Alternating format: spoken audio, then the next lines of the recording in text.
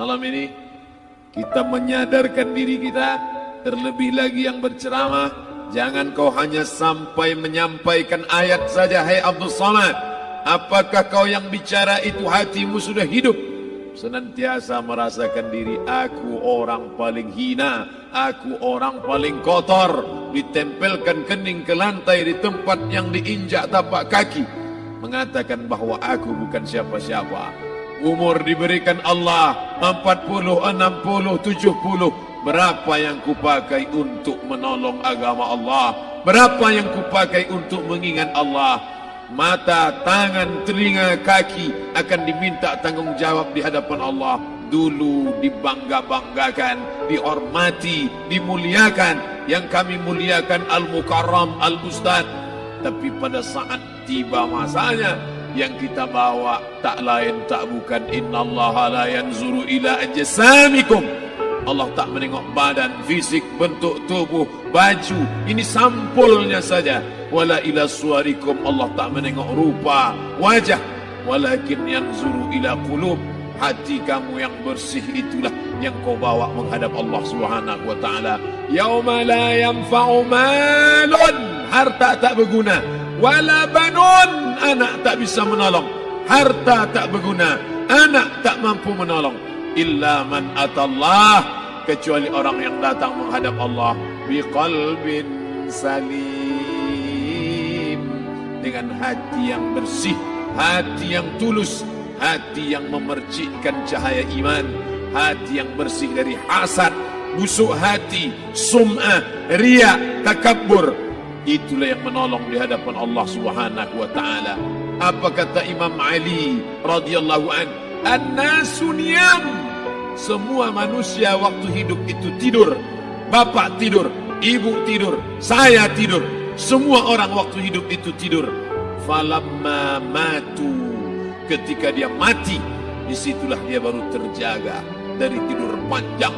Saat Israel mencabut nyawa, ditarikkan adalah satu centapan yang kuat. Disitulah kita baru terjaga dari tidur panjang. Betapa aku meninggalkan salat, betapa aku tak berzakat, betapa dulu kekuasaan.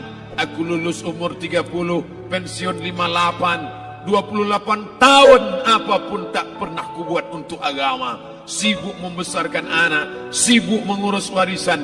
Anak pun tak ingat dengan kita, karena kita lupa menanamkan pendidikan agama di dalam otak kepalanya. Harta yang banyak tak sempat menolong agama Allah. Anak tunggal semata wayang tak sempat dididik agama. Istri meninggalkan dalam keadaan stres susah hatinya, karena dia tak diajarkan sabar menerima ridha ketetapan takdir Allah.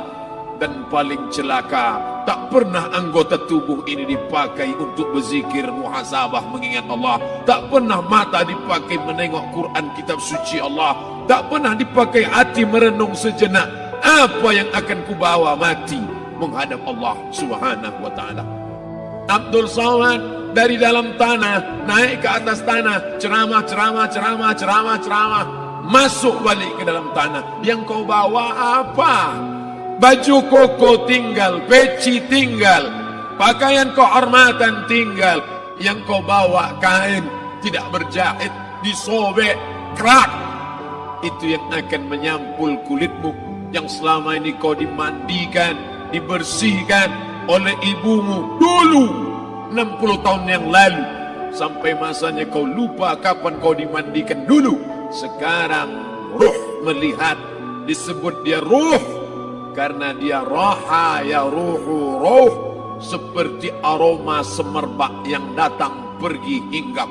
Ruh sampai masanya dia datang masuk ke dalam jasad. Ruh sampai masanya dia pergi meninggalkan jasad.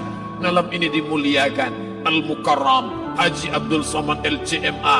Kenapa Abdul Somad ini dimuliakan? Karena ruh hinggap sejenak sebentar, sampai masanya besok pagi dia ruh keluar dari dalam tubuh ini. Anak yang katanya ayahku sayang, istri katanya kaulah abang, sampai masanya mereka tak lagi mau mendekat. Rumah itu saya yang buat, saya yang mengukurnya. Tapi begitu ruh sudah keluar dari badan, tidak satu pun semeter, sesenti, sejengkal, sehasta ada tempat di rumah itu untuk jenazah bernama jenazah Abdul Somad. Mana kawan, sahabat, andai tolan, anak menantu, teman sekantor, semuanya pergi meninggalkan. Yang tetap dibawa, kalau pernah kaki melangkah salat berjamaah di masjid, kalau pernah tangan mengusap kepala anak yatim, kalau pernah tangan mengucap subhanallah. Nanti di akhir tausiah kita akan berzikir, munajat, muhasabah diri, berdoa, mengenang apa yang akan kita bawa menghadap Allah Subhanahu wa taala. Datang malaikat membawa kain kafan dari cahaya, akan menyambut ruh yang mulia. Hadis riwayat Ahmad bin Ambal dalam kitab Al-Musnad, turun malaikat berlomba-lomba membawa kain putih dari cahaya, menunggu ruh akan keluar. Ruh menetes seperti embun di ujung daun. Daun tidak bergoyang, ranting tidak patah. Ruh menetes pelan turun ke dalam kain kafan, dibawa malaikat ke pintu langit. Tak sabar mereka menyambut, inikah dia yang selama ini berjamaah? Berapa banyak yang masyhur terkenal di bumi, malaikat tak mengenal dia. Ini ruh siapa? Tapi ini bukan LCMA, dia bukan ustaz, dia bukan ulama, tapi imannya dalam, kekuasaan dipakai menolong agama Allah. Ruhnya keluar di bawah, semua malaikat mengucapkan salam. Inilah orang yang selama ini kami tunggu-tunggu, catatannya sudah lama. Setiap pagi petang malaikat subuh membawa catatan namanya, malaikat malam membawa catatan namanya. Kami merindukannya. Begitu orang-orang yang masyhur di langit tapi tak dikenal makhluk bumi. Tapi ada sebaliknya, yang rohnya disentapkan, ditarik malaikat dengan begitu tarikan yang sangat kuat. Nabi bertanya saat Isra Mi'raj kepada mereka yang sudah mati ribuan tahun yang lalu, apa yang kalian rasakan? Yang satu mengatakan seperti tebasan pedang di tempat yang sama beratus kali. Yang satu mengatakan seperti kambing yang dikuliti hidup-hidup. Yang satu mengatakan seperti mata kail pancing ditarik dari kulit yang basah. Maka kita berdoa setiap selesai salat, Allahumma hawwin alaina, ringankan kami ya Allah, fi sakaratil maut, di saat sakaratul maut yang amat sangat menyakitkan itu, di saat malam pertama di tempat yang gelap, di tempat yang tak pernah diimpikan oleh orang, tapi kita tetap melewati dan merasakannya. Perlahan-lahan cacing tanah, ular-ulat kalajengking akan menggerogoti kulit yang selama ini dimandikan, selama ini dipakaikan sampo yang mahal, selama ini dioleskan pelembab yang lembut. Tapi ternyata sebelum roh keluar jasad, setelah keluar, dia hanya akan menjadi santapan cacing tanah, hancur berkeping hari demi hari.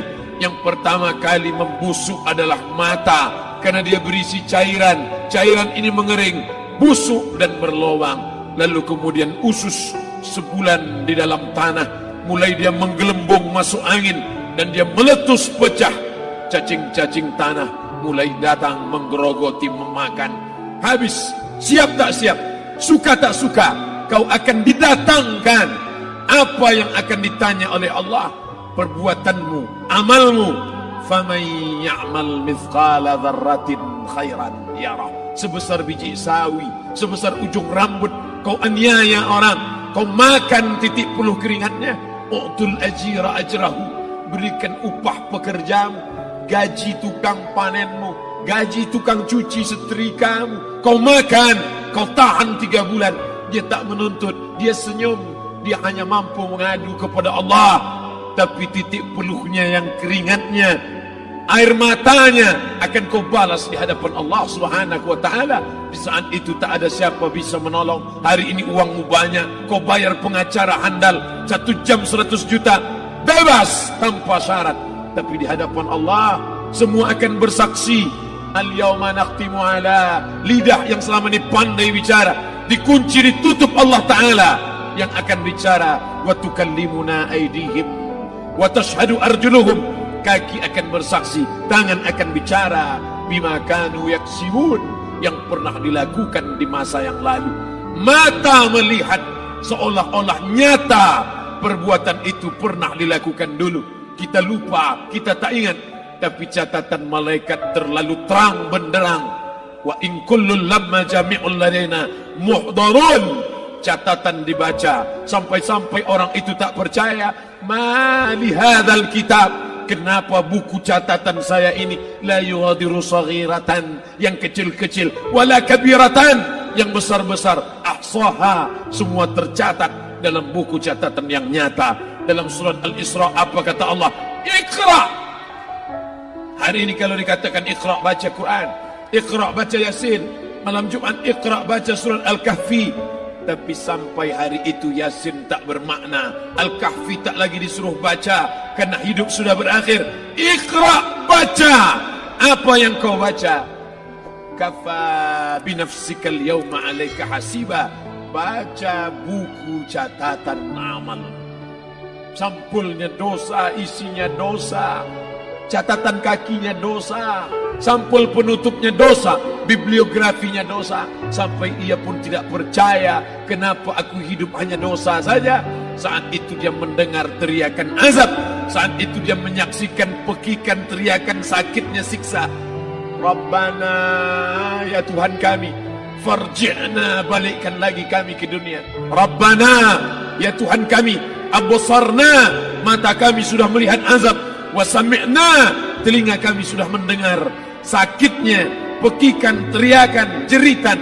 Farji'na, balikkan lagi kami ke dunia. Na'mal salihan, kami ingin amal saleh, kami ingin bantu masjid, kami ingin sekolahkan anak yatim, kami ingin muliakan fakir miskin, kami ingin bantu panti jompo. Farji'na, balikkan lagi kami dunia. Kami ingin salat tahajud, kami ingin tahiyatul masjid, kami ingin puasa sunat. Saat itu penyesalan tak lagi berguna. Na'mal salihan, kami ingin amal saleh.